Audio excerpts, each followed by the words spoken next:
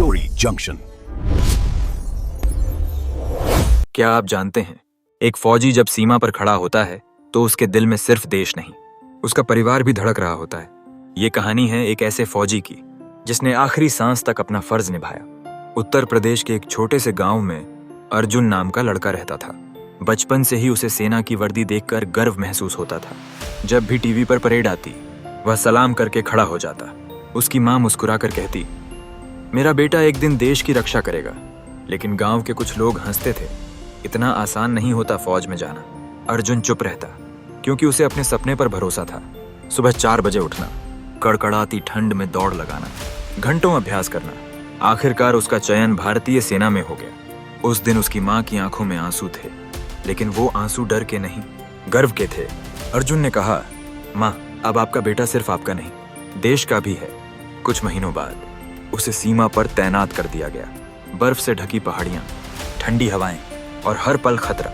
लेकिन अर्जुन कभी नहीं डरा। एक रात अचानक गोलीबारी शुरू हो गई। दुश्मन ने अचानक हमला कर दिया। चारों तरफ गोलियों की आवाज गूंज रही थी। उसी दौरान उसका सबसे करीबी साथी घायल हो गया। कमांडर ने आदेश दिया, सब अपनी पोजीशन संभालो। कुछ महीनों बाद उसे सीमा पर तैनात कर दिया गया। बर्फ से ढकी पहाड़ियां, ठंडी हवाएं और हर पल खतरा। लेकिन अर्जुन कभी नहीं डरा। एक रात अचानक गोलीबारी शुरू हो गई। दुश्मन ने अचानक हमला कर दिया। चारों तरफ गोलियों की आवाज गूंज रही थी।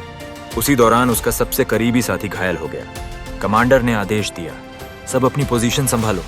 कुछ दिनों बाद उसके घर एक चिट्ठी पहुंची। वो अर्जुन की आखिरी चिट्ठी थी।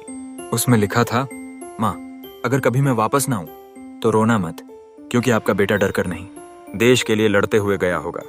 मुझे गर्व है कि मैं इस मिट्टी का बेटा हूं। माँ ने चिट्ठी सीने से लगा ली।